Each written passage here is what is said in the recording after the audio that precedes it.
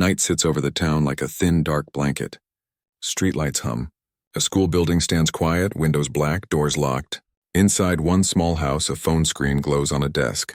A new message pops up. The message is only 8 words, but it hits like a door slam. You are under investigation. See The Office. She is 16. She studies hard. She wants a scholarship and a clean way to college. She plans her life with neat lines on a calendar. Exams, track meets, library shift, sleep, repeat. She believes in simple math. Work hard, get results. Tonight that math breaks. She reads the message twice, then a third time. Her hands feel cold. Her room is neat. Sticky notes, a vision board, a flyer about a scholarship interview next month. The future looks close enough to touch. The message pushes it far away. Down the hall, her mother is paying bills at the kitchen table. The girl walks out with careful steps like the floor could give way. She shows the phone. Her mother reads the line, then looks up, eyes sharp. What happened? I don't know, the girl says. I didn't do anything. They sit. The house is quiet except for the slow tick of the wall clock and the soft buzz of the fridge. The mother asks for details. The girl has none. Only the words under investigation. The mother says, we will go in the morning. We will ask for facts. She speaks steady like a person who can carry heavy things. The girl nods, but her stomach turns. Her other phone, used only for group chats and track team updates, vibrates. A new message lights the screen. Is it true? Another message follows. They found a tablet. A third message, cheating? The words move too fast, like insects in a jar. She types, no. Then she types it again. No, it's not true. But lies have fast feet. Truth walks, she tries to sleep. She cannot. She lies in the dark, counting the slow breaths between the clock ticks. At 1:07 a.m., a rumor screenshot lands in the group chat. It shows a school tablet menu and a blurry photo of a locker number. Her locker number. The caption says, caught. Her heart thumps so hard she hears it in her ears. She whispers, no, no, no. She thinks about the code to her locker. She thinks about who knows it. She thinks about the way a story can grow teeth while you sleep. Morning arrives gray and thin. At school, the hallway feels different.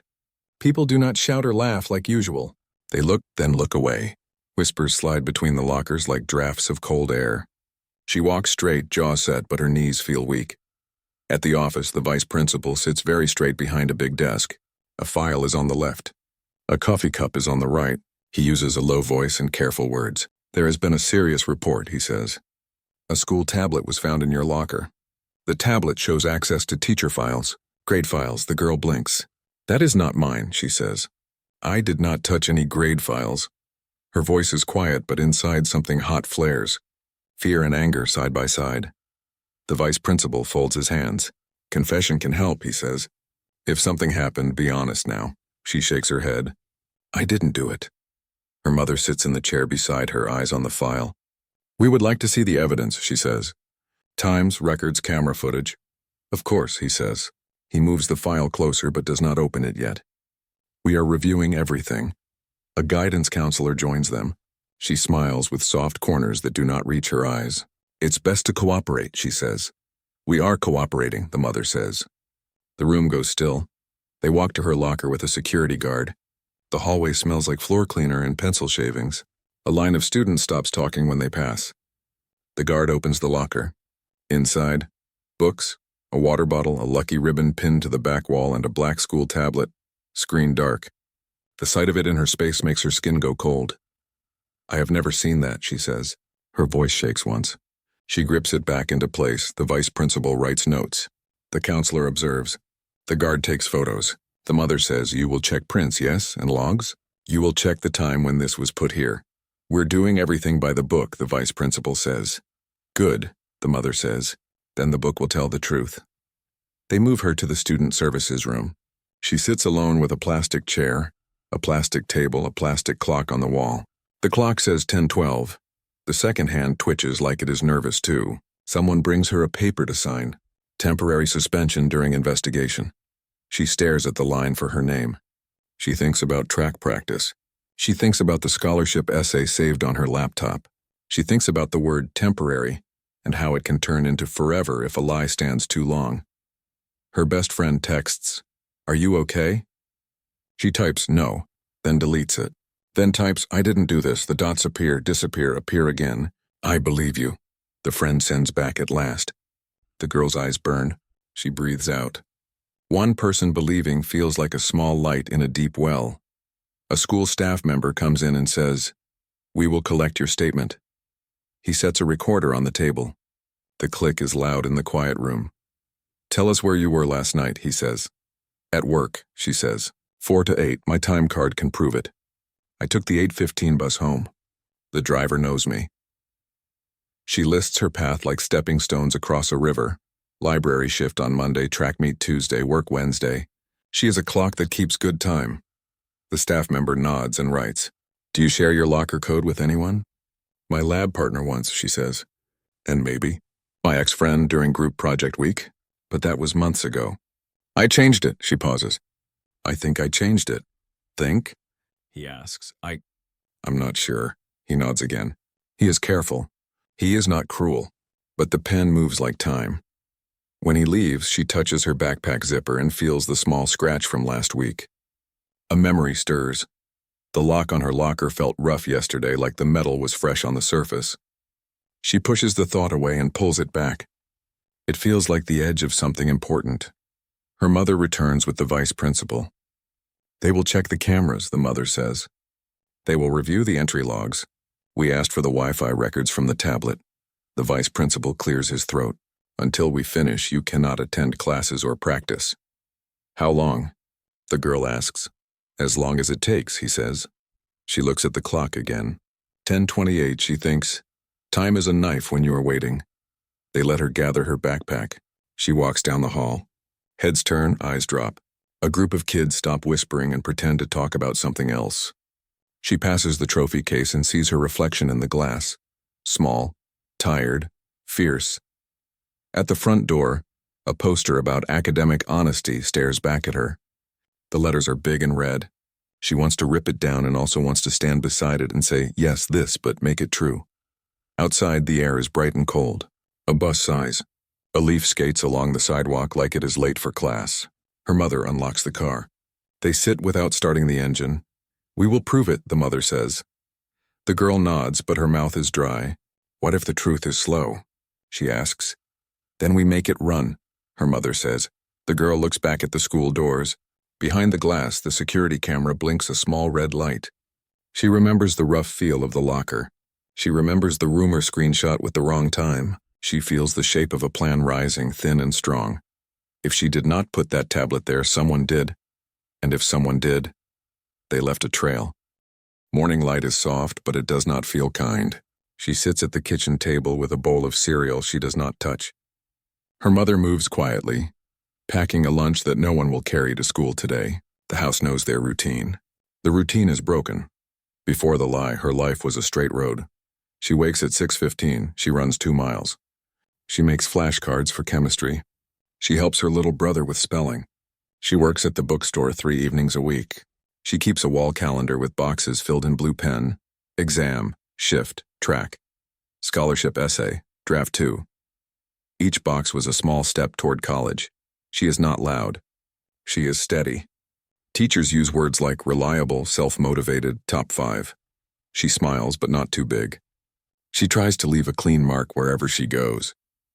The library, the track, the lab, her locker. And yet, the lie found her locker.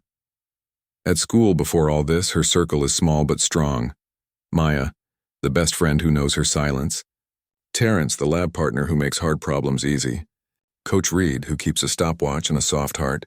Ms. Patel, who says, "Bring me your essay. I will read it line by line." There are others around her too, people who watch, people who compete, people who do not clap when she wins. There is Lila, smart and sharp, chasing the same scholarship, always 2 points behind her in class rank. Lila smiles with lips but not eyes. "May the best GPA win," she once said, and it sounded like a joke that had sharp edges. There is Jonah, who offered to walk her home after practice for a week. She said no kindly, because she did not want to mix hearts and homework. He did not like no. His messages became fewer and colder. He sits 2 rows behind her in history and stares at the back of her head like a puzzle he cannot solve. There is Mr. Carter, the teacher who thinks confidence is the same as pride. When she raises her hand too often, he says, "Let others try." When she is quiet, he says, "Participation matters." She cannot land in his good place. She tries anyway. These names are not villains. They are shadows that move when light shifts. They are people with reasons. The week before the lie, 3 things happen. First thing, she wins the district essay contest. A photo goes on the school website. She holds the certificate and looks shy. Lila claps last.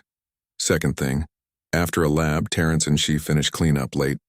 She shares her locker code so he can drop the lab notebook while she takes the recycling. The code is simple: a number from her track bib, a number from her mother's birthday. She tells herself she will change it later. She forgets. Third thing, a school tablet goes missing from the media room. Mr. Carter sighs in class and says, "If we cannot respect school property, maybe we do not deserve nice things." Students roll eyes. No one looks worried. Tablets go missing and then turn up all the time, right? This one does not turn up until it does, not where it belongs. After the message about investigation arrives, the girl opens her notes app and makes 2 lists. Facts and maybe under facts she writes, "I was at work 4:08 time card, bus pass 8:15, home 8:40, mom saw me 8:45. I did not take any tablet." Under maybe she writes, "Locker code shared, Terrence. Jonah knows my row and schedule. Lila has a reason to beat me. Lock felt scratchy yesterday. Screenshot timestamp looked wrong. Someone with access to the hallway after hours? Janitor keys, club kids? She does not write, 'I am scared.' She does not need to. The fear is the page itself. At the bookstore that afternoon, before the lie, she laughs with her boss about a customer who asked for a book with a blue cover and nothing else. She stacks the new releases. She takes a photo of the sunset through the front glass and thinks the sky looks like a soft fire. She clocks out at 8 p.m. and chats with the bus driver, Ms. Rosie, about track shoes. She passes the school on the bus and sees the windows dark. She does not know that inside. A hallway camera blinks and a hand in a hoodie moves with a plan.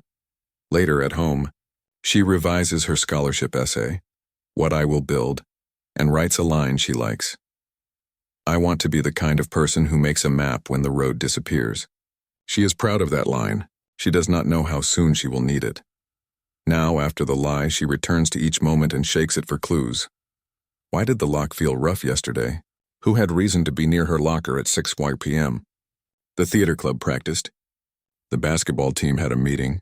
The rivalry with Lila grew after that essay photo. Jonah posted a story with a dark joke the same night. People aren't who they seem. And Terrence would never, right? He is kind, he is calm. He keeps a mint tin in his pocket and shares one when nerves hit. She stops on that thought. The mint tin. The silver one. When Terrence used it last week, his hand shook and the tin dropped. It hit the tile hard and left a tiny crescent scratch on the floor right by her locker. Yesterday, the lock face had a similar fresh crescent, bright metal showing through the paint. Coincidence? Or tool? She pulls her phone and types, "How to pick a simple locker lock," then deletes it. She does not want this in her search history. She instead writes in her notebook, "Crescent scratch tool? Ask janitor what tools make what marks." Her mother walks in with 2 mugs of tea. "Drink," she says. "Think, but don't drown in it." "I'm making a timeline," the girl says. "Good," the mother says. "Make it simple." Simple beats noise. They spread papers on the table. Bus card history, work schedule, a photo of the school's camera angles from a safety newsletter last year. One small camera points to her hallway, but only from one direction. It sees straight lines, not corners. "What about Wi-Fi?" the girl asks. The mother nods. "We requested the tablet logs." If someone turned it on, the girl says, maybe they weren't even at school. "Maybe," the mother says. "Or they were in the building but on a hotspot." The girl writes, "Wi-Fi ping, school or not." "Hotspot, stadium lot?" Her phone buzzes. A new message from an unknown number. "Just confess. It's not that big. They'll go easy. No name. No face." She shows her mother. The mother's jaw tightens. "Do not answer. We archive every message." Another ping. This one is from Maya. "I heard something. Parking lot camera showed a car near your hallway door at 6:05 p.m. Dented back door," the janitor said. Her breath catches. Dented back door. She knows that dent. Everyone does. Lila's brother's car. A small accident in the summer. The dent never fixed. It could be anyone, the mother says softly. Do not jump. I know, the girl says. But the picture is building lines by itself. She scrolls to Jonah's profile. A photo from last night. Stadium bleachers, a drink cup, caption, working late. The time, 6:04 p.m. The angle, toward the back door hall. She stares at it. The edges of the picture show a shadow of a person in a hoodie, blurred. It could be him.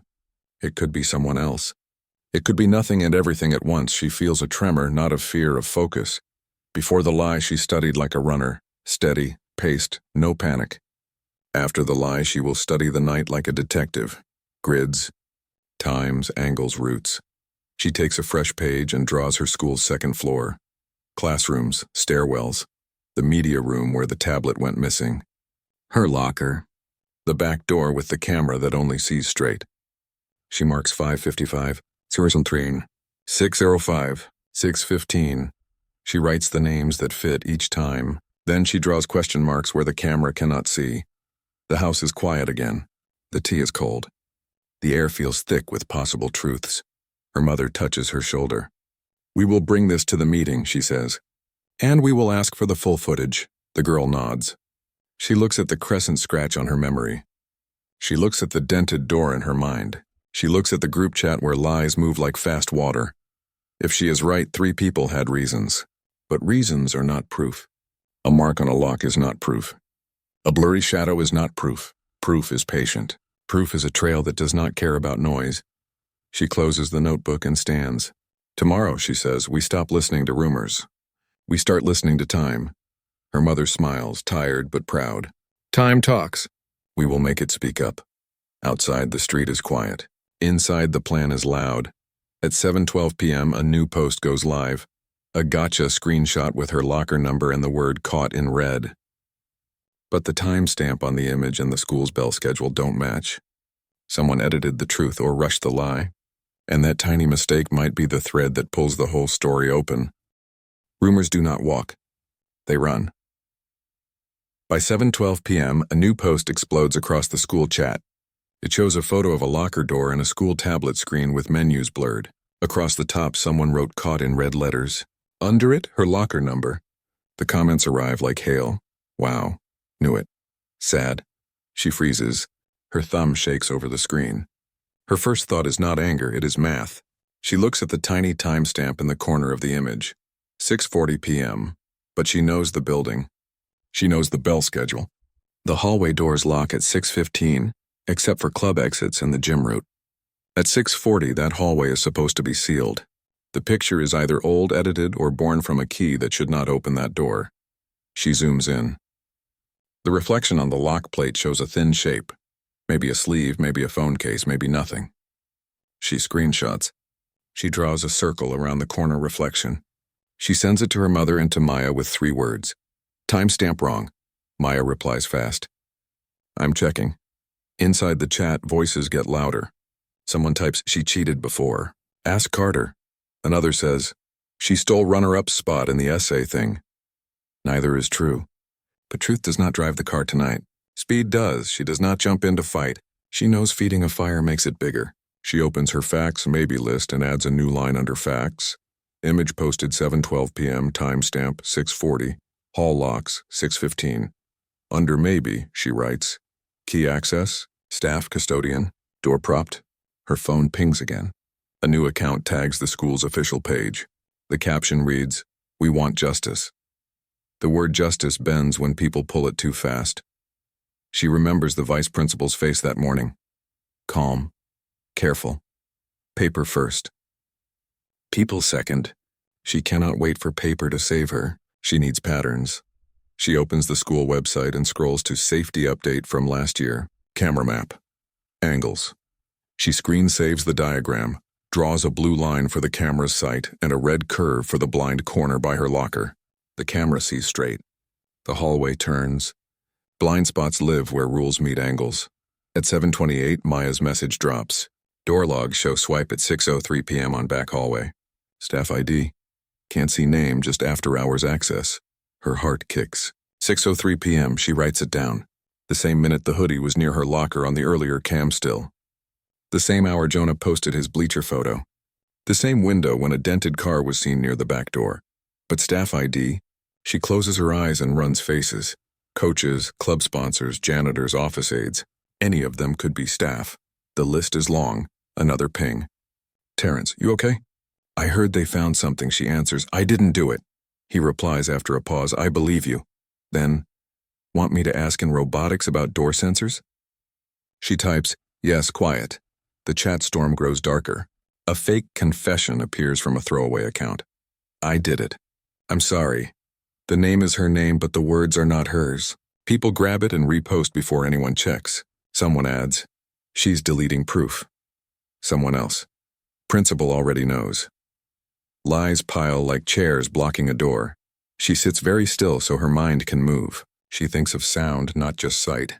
If the tablet was used near her locker, it might have touched a Wi-Fi point. If it was used outside, it might show a hotspot name. The IT teacher once bragged about every device leaving breadcrumbs. She needs crumbs. Her mother walks in and sees the storm on the screen. We collect, not fight, the mother says. She puts a cool hand on her daughter's shoulder. We make a clean box. Every time. Every minute. They build the box, 55 p.m. Stadium Wi-Fi active near backlot, from a public. Network scan app the girl once used for a science. Project RE6, 03 p.m.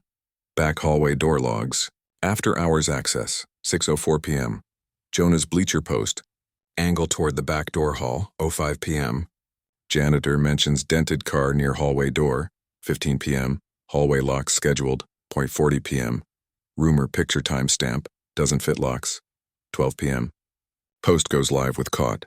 The line looks like a string pulled tight. Somewhere it will snap and show the hand. Her phone rings. Coach Reed, she answers. His voice is low. I don't care what they say. You bring me proof, I bring you a stage. The truth will be loud. She feels her throat sting. Thank you, coach. He adds, one more thing. Gym camera caught a shadow moving fast at 6:02. Not a student height. Stockier.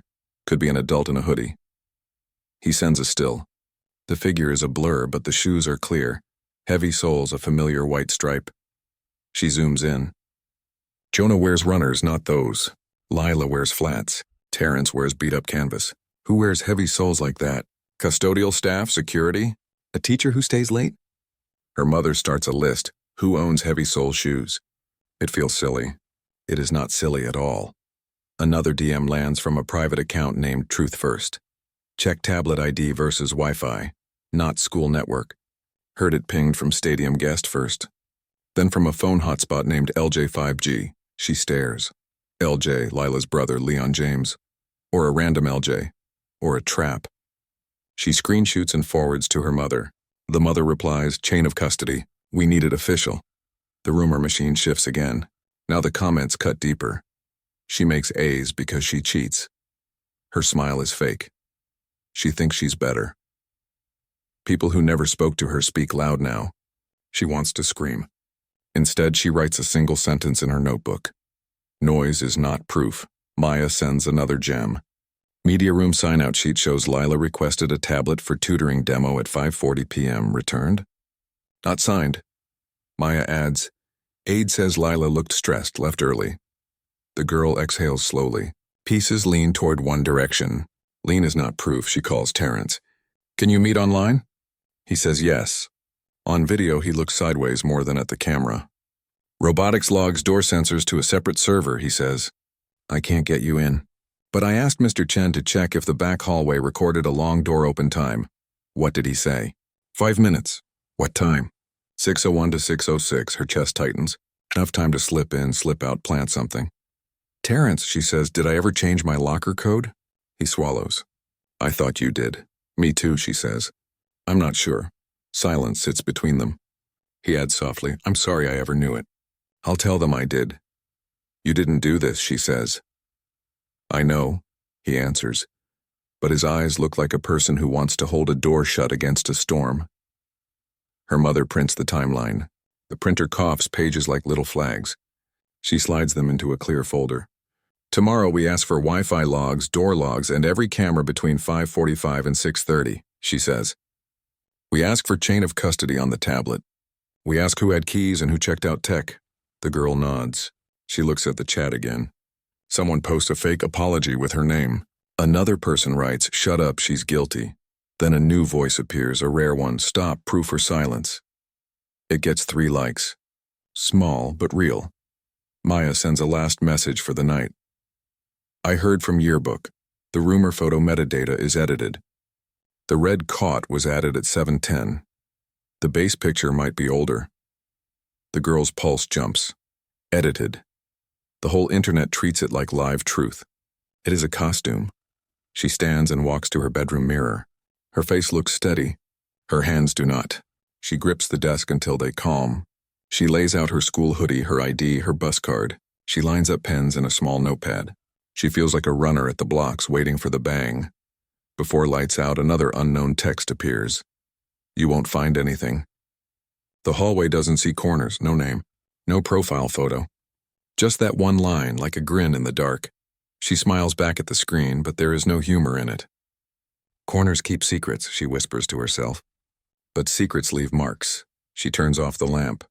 The house goes quiet. The rumor machine keeps spinning in other rooms on other screens. But the truth machine, hers, has started too. It is slower. It is stronger.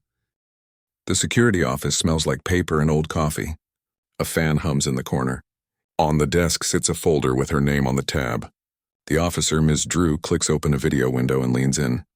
Let's go minute by minute, her mother says, calm but firm. The screen shows the back hallway. Timestamp 6:01 p.m., the door latch pops, then stays open. A thin wedge glints at the bottom, like a silver tongue holding the door. At 6:03, a person in a dark hoodie slips in. Height not small. Shoulders broad. Hands gloved, Ms. Drew hits pause. Look here, she says, tapping the glass. On the hoodie wrist, a thin visitor clip flashes, flipped backward, the plastic side facing in.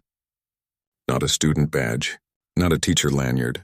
A small metal clip with a cheap spring. The kind they give to guests at the front desk. Visitor? The girl asks. At that hour? Could be someone who stayed late, Ms. Drew says. Or someone who never checked out. They move to the next angle. The camera does not see corners. The hallway bends away. For 5 seconds, the hoodie disappears. Then 6:03:44, a shadow leans into frame near the locker bank. The hand lifts. Something small and metal slides toward the lock. It slips and a bright crescent sparks on the lock face. The tool goes in again. The locker opens. The girl feels that spark in her body like a memory waking up. Crescent scratch. Her note was not a ghost. It was a track. Freeze there, her mother says. Ms. Drew rewinds 2 seconds, then forward 1 frame at a time. The metal tool is thin, flat, with a little curve at the tip. Ashim, custodial? Her mother asks. Could be, Ms. Drew says, or anyone who knows how locks behave. She prints the still and marks the time, 6:03:46. What about door logs? The girl asks. Ms. Drew opens a separate screen. Door data scrolls in neat lines. Backhall exit, 6:01:09 open, 6:06:12 closed. Then a swipe entry line at 6:03:01 with a label, after hours access, guest. Guest? The mother repeats, Ms. Drew nods. We have a setting for temporary visitors.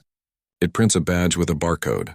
If they try certain doors, the system logs as guest access. But as the name field here is blank. Blank? The mother says. Printer glitch? Or someone flipped the badge? The camera should have caught the face at the front desk. Did it? The girl asks. Ms. Drew clicks to front desk cam. Time 5:52 p.m. Students push through, laughing. A custodian rolls a mop bucket. At 5:55, a person steps into frame, head down, hoodie up, cap brim low. The assistant flips a visitor clip across the counter. The person signs a form with a fast bent wrist. The camera sees the pen.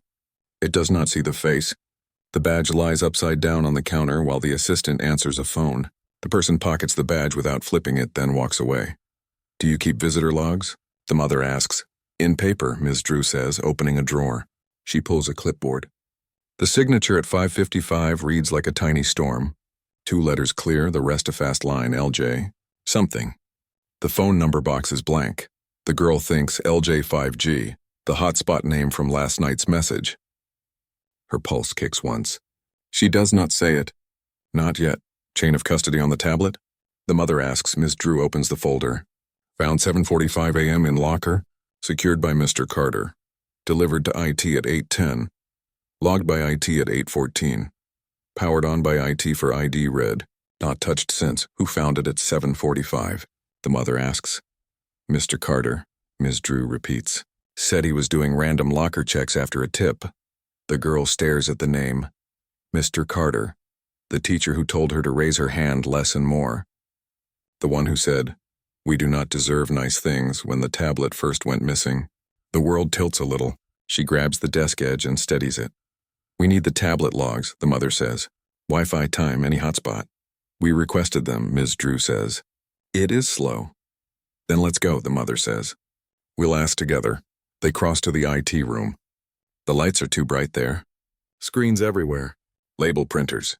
A whiteboard full of passwords that say things like "do not share," then a smiley face. Mr. Chen, the IT lead, adjusts his glasses and nods. The device? The mother asks. Mr. Chen pads to a safe and brings out a clear bag with the tablet inside. He opens a read-only cable and plugs it into a machine. The screen fills with lines. Device ID MT2111. Last 3 networks. Stadium guest at 5:55 p.m. Then LJ5G at 5:58 p.m. Then brief handshake with SchoolNet at 6:04 p.m. Weak signal. After that, no network until I powered it at 8:14 a.m.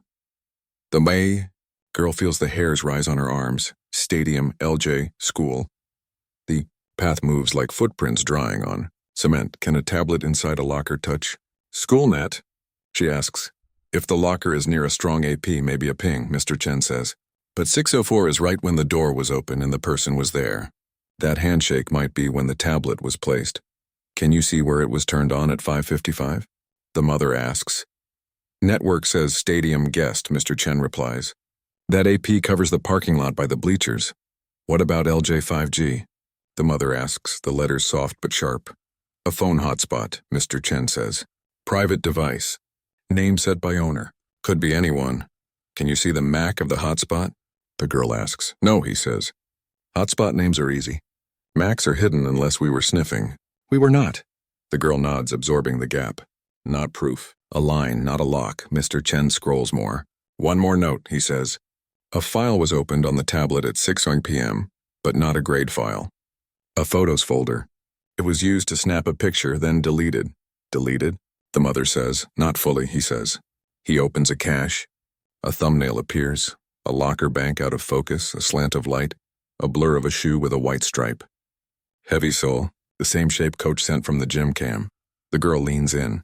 The shoe tells her more than a face would. Kids wear runners. These are not runners. The tread is thick. There's a scuff on the toe, a tiny V-shaped chip. Save that, the mother says. Mr. Chen nods and drops the image into a folder labeled with the girl's name and the date. I'll export the logs, he says. Take them to the admin. Back in the hallway, the girl sees a custodial cart parked by a supply closet. On the shelf, a roll of door wedges, a pack of disposable gloves, a small box labeled shims with one empty slot. She looks at her mother.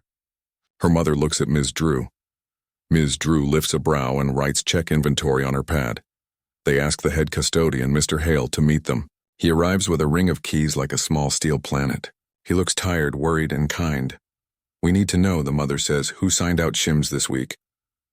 We don't sign those, Mr. Hale says. We keep them for stuck lockers. Teachers call, we go. We bring them back. Anyone else has access to this closet? Ms. Drew asks. Anyone with a master, he says. Which is few. Me, 2 night crew. Maybe a coach who helps lock up. Which coach? The girl asks. Mr. Hale shrugs. They trade sometimes. They ring the desk when they forget. We let them in. I write names on a sticky, but... He looks at the empty shim slot. I didn't write last night. We were short. The girl looks down at the floor. A tiny silver flake lies near the closet threshold. She bends and touches it. It sparkles, a curl of metal thin as a nail paring. She holds it up. It shines like the crescent on her lock. Bag it, Ms. Drew says quickly, offering a small evidence envelope. We'll match. The girl tucks the envelope in with careful hands. Her heart is loud, but her voice stays even. We also need the visitor sign-in from the front desk, she says. And the parking camera for 5:50 to 6:10. They move like a small team now. In admin, the attendance aide brings a second clipboard. Under 5:55 p.m., a second line sits under the stormy LJ signature. This one reads Tutor Demo L, the pen lifted before the last letter. It could be Lila, it could be Liam, it could be a lie. The aide shrugs. Kids write fast. Do you remember who? The mother asks. The aide hesitates, then glances at the door, then back. Hood up, she says. Cap low. Sunglasses inside. I asked to see a face. They showed a school ID, just long enough to flash a picture. I was on the phone. I stamped visitor and, I don't know, which ID?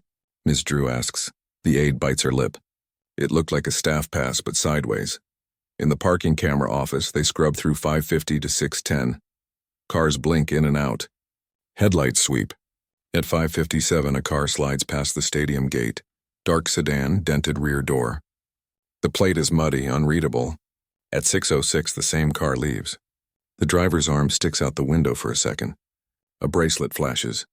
A thin gold circle with a small charm that jumps in the light.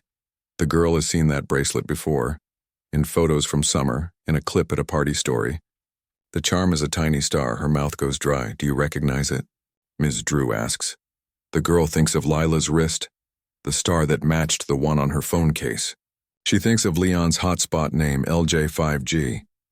She thinks of heavy soles that are not Lila's flats. She thinks of visitor clip and staff swipe and a hoodie that hides more than a face. I recognize the charm, she says softly, but not proof. Not yet. They print stills. They mark times. They stack the folder so it cannot fall apart. As they leave, Mr. Carter turns the corner and almost collides with them.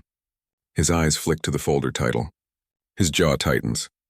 We all want the truth, he says, tone flat. We do, the mother answers. All of it. He nods and walks past. The girl watches his shoes. Runners. Not heavy soles. In the hallway, Coach Reed stands by the gym door, stopwatch in one hand, a kind of worry in his face that looks like a frown and a promise. He lowers his voice. Assembly tomorrow, he says.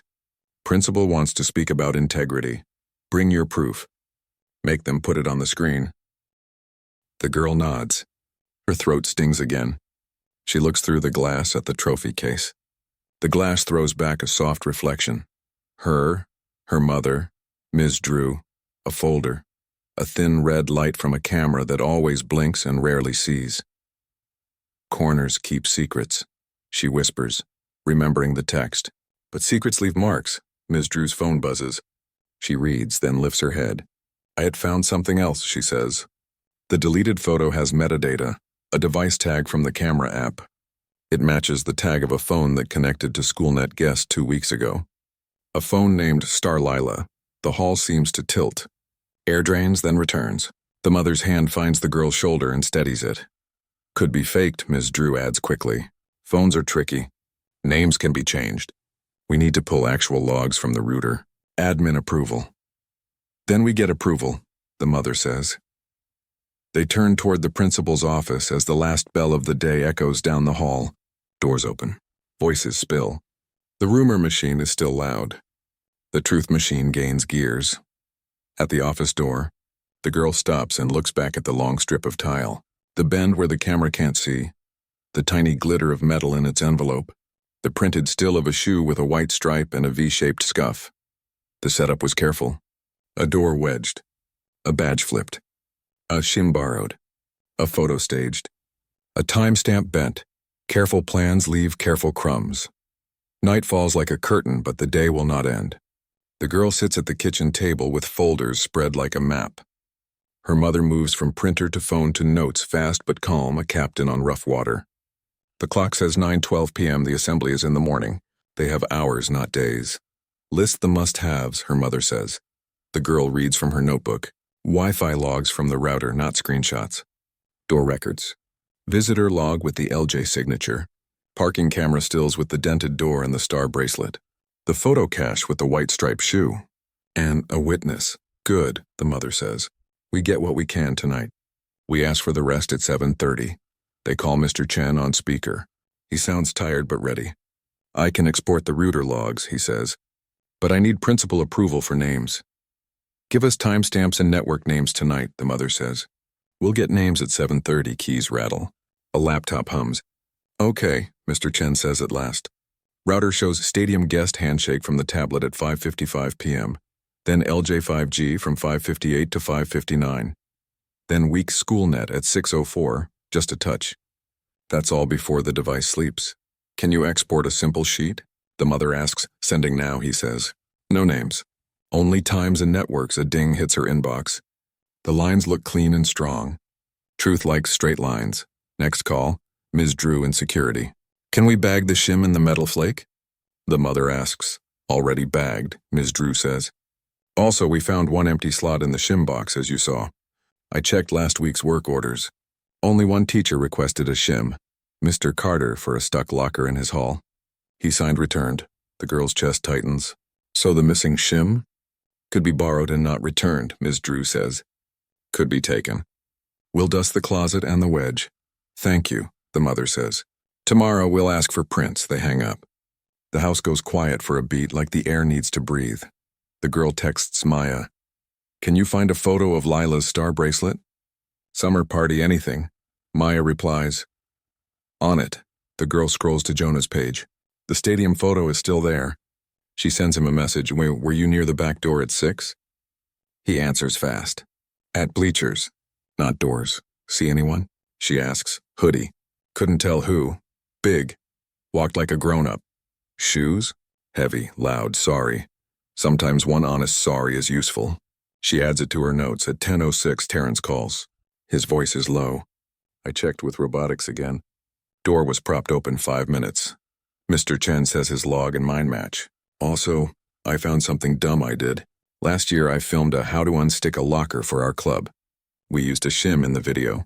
It's private, but if anyone saw it. Her heartbeat drops. Terrence, did you share it? Only in our group. But someone could have screen grabbed. It's not your fault, she says. Tools are not crimes. People make crimes, he exhales. I'll send the clip to Ms. Drew so she knows the exact shim shape. Thank you, she says. She means it. Terrence is a soft place in a hard night. The front door knocks. The girl startles. Her mother signals, wait. She looks through the peephole, then opens the door on the chain. Coach Reed stands there with a folded hoodie and a face that says he has never liked drama, only truth. I brought this, he says, holding up a box of track medals and a printout. 4 years of proof you work the hard way. If they want to paint you as a cheat, we give them a different picture. Also, one more still from the gym cam. The shoe with the white stripe? There's a V-shaped scuff on the toe. We saw that, the girl says. Coach nods. I asked around. Only one staff member I know wears that kind of heavy sole. Security temp Leon James. Filled in 2 weeks this month. Big guy, walks loud. Sister is... He stops himself. He doesn't want to say the name. He doesn't need to. The girl feels a cold line down her back. Leon. LJ5G. Can we prove the shoe? She asks. Maybe, Coach says. He scuffed it on the gym door frame last Tuesday. The mark on the frame looks like a V. The mother's eyes flash. We photographed that frame tonight. They go, just the 3 of them, to the school's side entrance. Coach unlocks with his master key. The mother films the time on her phone. The girl holds the evidence envelope like glass. The gym hallway is dark and quiet. The door frame shows a silver V scratch at shin height. Coach kneels, lines up the new still with the mark, and takes a photo with his old steady hands. No trespass, the mother whispers to the night. We record, we leave. Back home at 11:02, a message from Maya lands. Got it. Summer photo. Lila at the lake. Star bracelet on her left wrist. Same tiny charm.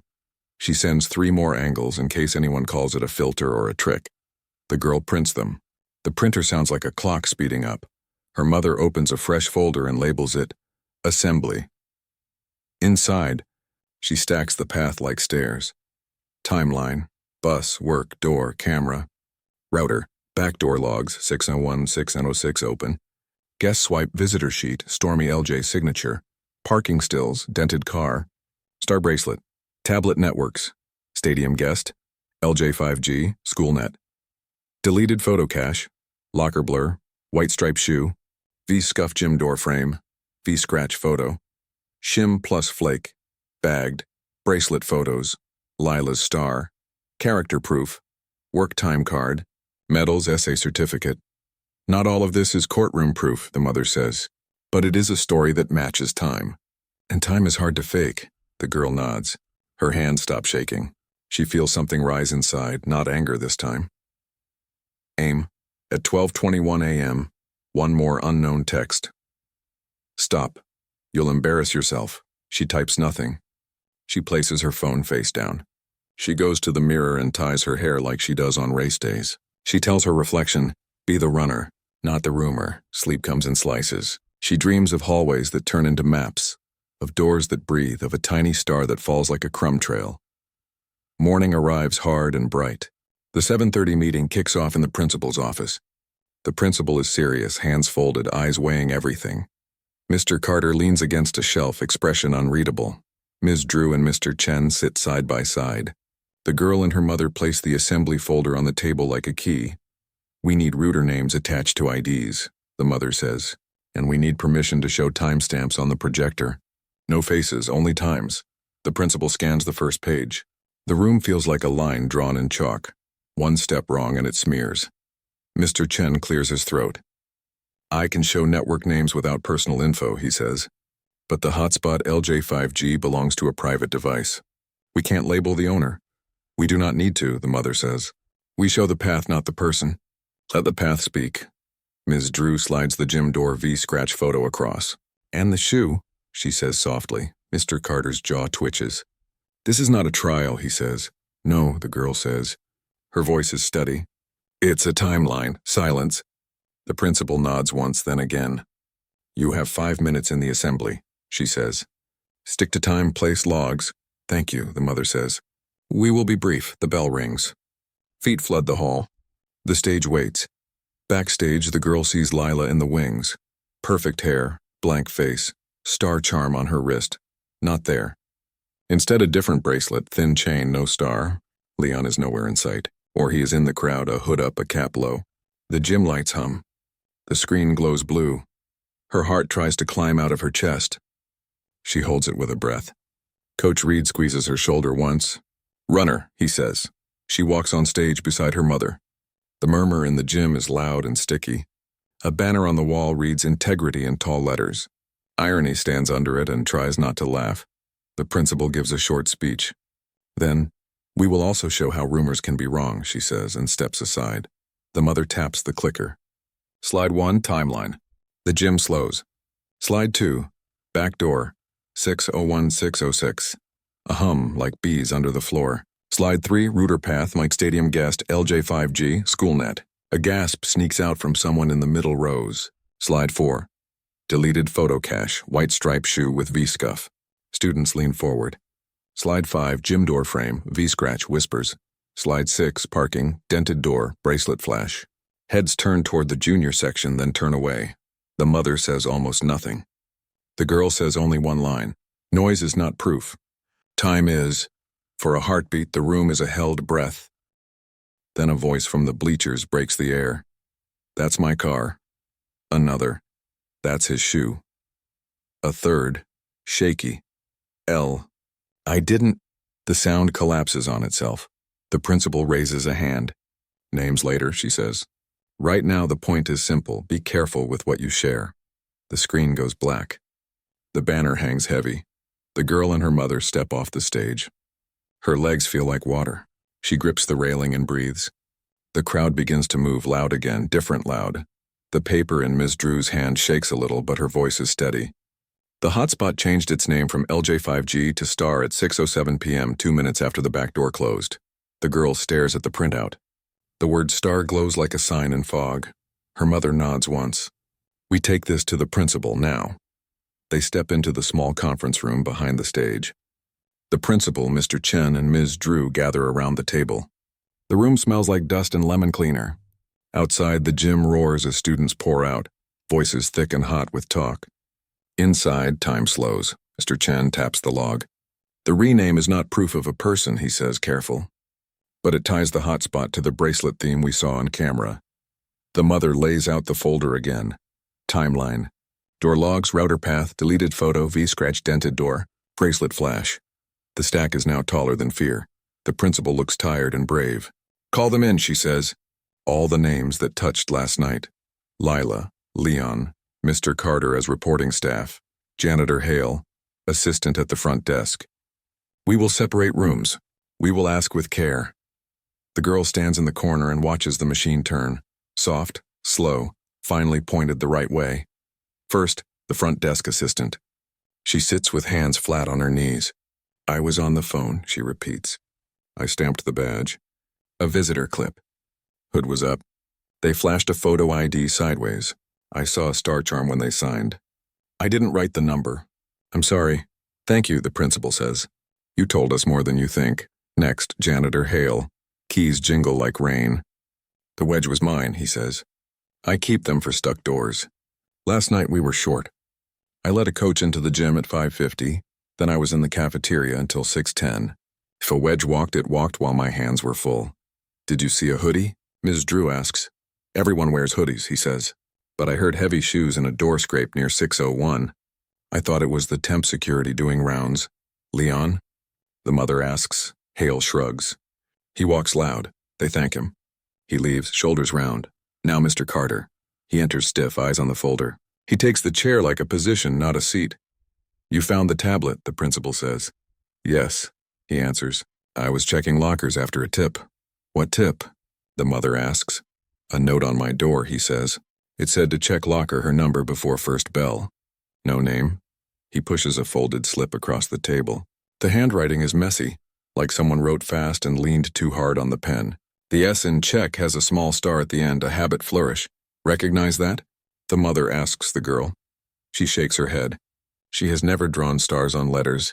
She draws boxes and lines. No decorations. Why her locker? The mother asks. Because the note said so. Mr. Carter replies, jaw tight. Then softer to the girl. I don't know what you think of me. I don't want harm. I want rules. The mother's eyes stay kind and sharp. Then help the rules now, she says. He swallows. If I had known, I would have called security first. A beat. Next time I will. They let him go. The room exhales. Lila enters last, eyes bright, face flat. Her wrist is bare, no star today. She sits with perfect posture like a photo. The principal opens gentle. We are looking at time and place. You signed out a tablet yesterday at 5:40 p.m. for a tutor demo. Lila nods. I returned it. The sheet says not returned, the mother says. I put it on the counter. Lila says. No one was there. Maybe they forgot to log it. Where did you go at 5:55? Ms. Drew asks. Home, Lila says. Do you drive? The principal asks. My brother picked me up, she says. We didn't stay. Your brother's name? The mother asks. Leon, Lila says. The word hangs in the air like a thread tied to a weight. Did you go near the back hallway? Ms. Drew asks. No, Lila says. Do you own a bracelet with a star charm? The mother asks. Lila blinks once. Lots of people have stars. Do you own one? The mother repeats. I did, Lila says. It broke last month. The girl watches Lila's hands. They sit still, but the thumbs push against each other, hard enough to whiten the skin. She knows that move, pressure to keep from shaking. The principal closes her folder. We will talk to Leon, she says. Please wait outside. The door opens. Lila stands, then pauses.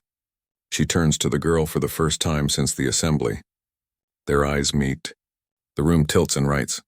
Lila's mouth opens, closes. She leaves, minutes pass. Then Leon arrives with security. He is taller than the doorframe wants.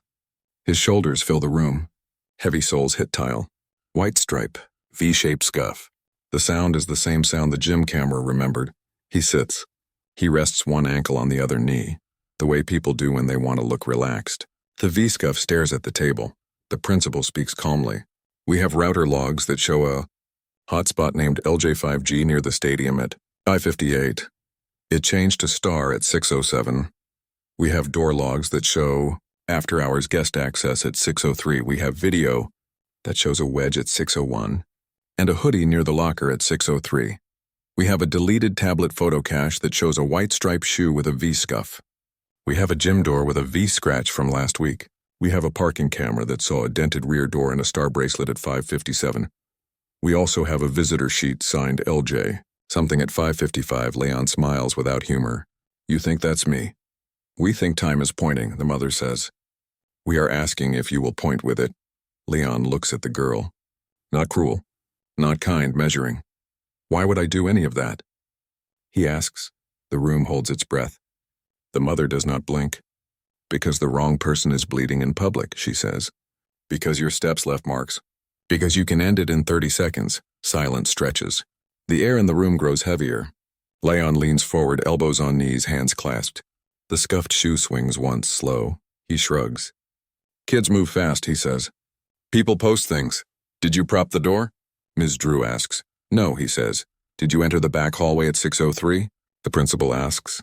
No, he says. Did you change your hotspot name at 607? Mr. Chen asks. Leon tilts his head.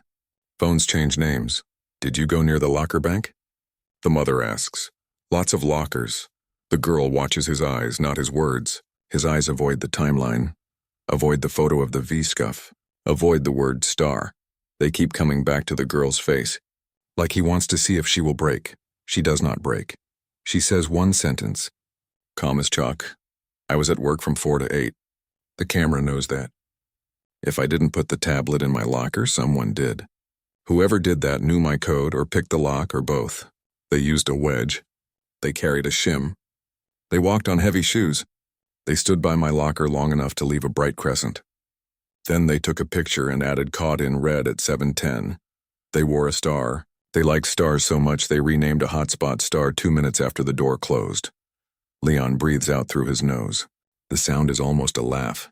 Or maybe it is a yes that refuses to open its mouth. The principal sets down her pen. Leon, she says quietly, we can pause here. Or we can call the district and the police and they will take this slow and cold. I prefer fast and warm. You decide. He leans back. His jaw works. He looks at the ceiling tile like it will offer a deal. He looks at Lila through the window in the door. She stands across the hall with her hands folded tight around her elbow. Bracelet or no bracelet, it does not matter now. He looks back at the girl. The room waits. Finally, he speaks. Not a confession, not yet, but the shape of one. I was asked to keep an eye on some stuff, he says. Make sure nobody messes with certain lockers. People get jumpy around grades. I didn't plant anything. If something got planted, I didn't see it. Who asked you? Ms. Drew asks. He shakes his head. I'm not saying names. Then we go slow and cold, the principal says, and reaches for the phone. Wait, Leon says, hand up, not loud. He swallows. A small muscle jumps in his cheek. I saw a hoodie near her locker at 603. I thought it was some kid. I propped the door because the latch sticks. I changed my hotspot name because I don't like people piggybacking. Star is just a name, that's all. Did you sign LJ at the desk? The mother asks. He shrugs. My initials. Everyone has them.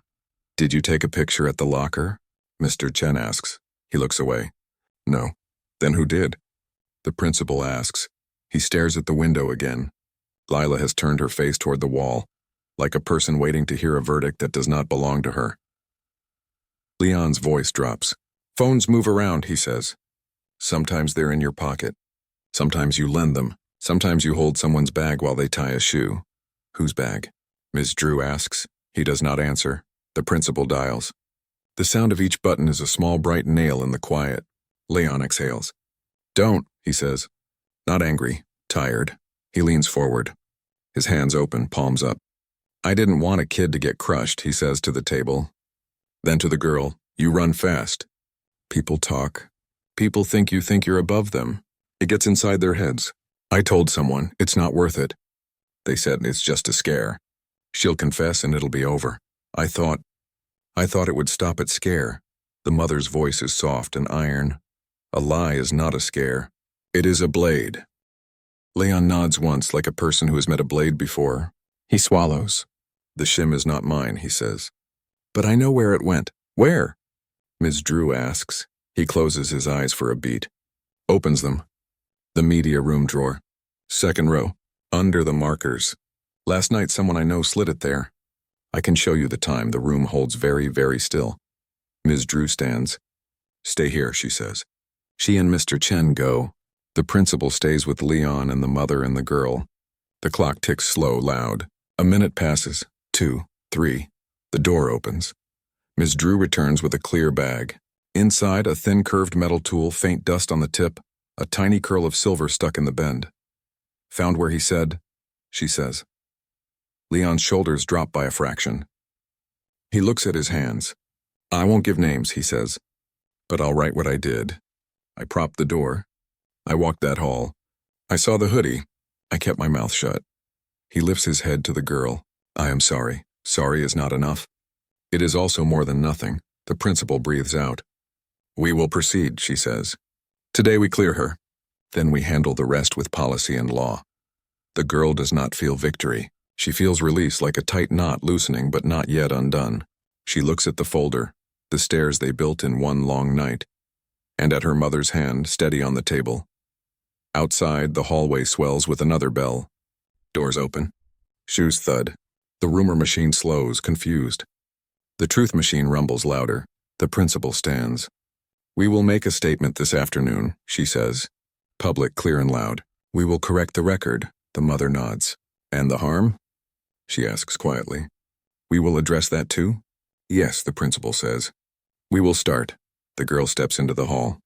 Lila stands there, eyes wet, mouth a thin line. For a long beat, they say nothing. Then Lila speaks, a whisper made of glass. I didn't think it would go this far. The girl's answer is simple. It always goes this far. Lila looks at the floor. The star bracelet is not on her wrist, but the shape of it is in the room anyway, bright as a flare. Afternoon light pours into the gym like truth through a window. The bleachers fill again, slower this time, heavier. The rumor machine is tired. It still whispers, but it does not shout. On the stage, a single slide waits, cleared. Big, plain, bright. The principal steps up first. She does not clear her throat. She does not smile. A mistake happened, she says. A serious one. The student was not guilty. We are fixing the record today. The screen changes, disciplinary record removed. Suspension lifted. Scholarship notice restored. The gym breathes out all at once like a big animal. The girl stands beside her mother. She does not wave. She does not speak yet. She watches the faces, curious, quiet, some ashamed, some relieved. Shame and relief often sit next to each other. The principal continues, slow and clear. We will protect privacy while the investigation continues. But we will speak about systems because systems failed. Another slide. What we know. 4 lines only. Door wedged, 6:01 p.m. back hallway. Visitor clip used. Badge flipped. Guest swipe 6:03 p.m. Tablet path. Stadium guest LJ5G SchoolNet 5:55 6:04 p.m. Photo cache. Locker blur. White striped shoe with V scuff. Gym door shows matching V scratch. The gym is very still. Truth is not loud. It is heavy. Next slide, what we don't know yet. 3 lines. Who carried the shim to the media room drawer and why who wrote the note that sent a teacher to the wrong locker? Who asked whom to look away and who said, yes, we will find these, the principal says. With policy and with law, she steps back. The mother steps forward. She holds no papers, only a small clicker and a calm voice like a light that does not blink. We are not here to punish a crowd, she says. We are here to change a school. The slide reads, what must change now? 3 big words in boxes, eyes, alarms, time, eyes. Eyes on cannot be a poster, the mother says. It must be a person. When risk rises, eyes stay. The slide adds bullet points, sitter rule. Real supervision for flagged cases.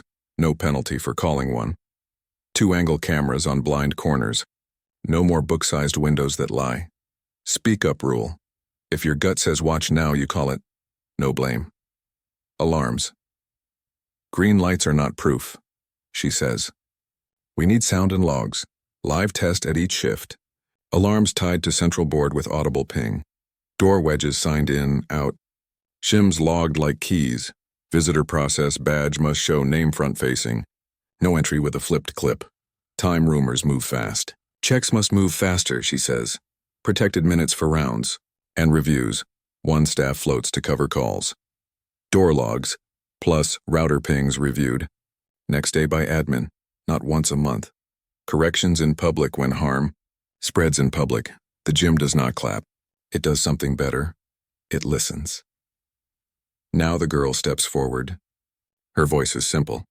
It carries anyway. Thank you, she says to no one and to everyone. I won't tell names. I will tell the thing that saved me. Time. She clicks once. A clean timeline fills the screen, no drama, only minutes. Time did not lie, she says. The door opened 6:01. The hallway saw a hoodie 6:03. The tablet touched a network 5:55. The hotspot changed to star 6:07. I was at work 4:08. The camera knew that. She looks at the bleachers. Screenshots are easy to fake.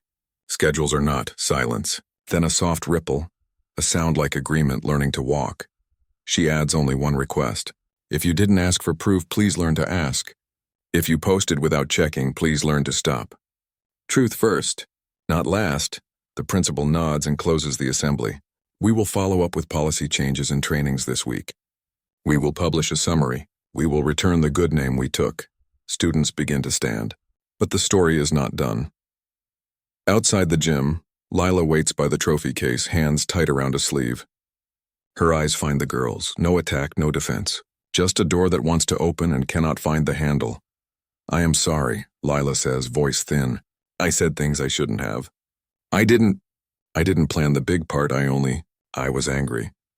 The last word breaks in half. The girl does not raise her chin. She does not lower it. Anger is not a plan, she says. But it can become one if someone feeds it. Lila nods, tears flat on her lashes not falling. He said it was just a scare, she whispers. She does not say who. She does not need to. Scares cut, the girl says. Even when you call them small, a breath stands between them. Then Lila pulls a chain from her pocket, a tiny star on a thin thread. The charm winks once in the light. I don't want this anymore, she says. I don't deserve it. It's not about deserve, the girl says softly. It's about repair. Lila closes her hand around the star. Then I will repair, she says. However they ask. Down the hall, Leon talks to Ms. Drew and the district officer. He signs a statement, not fast, slow, like a person learning wait.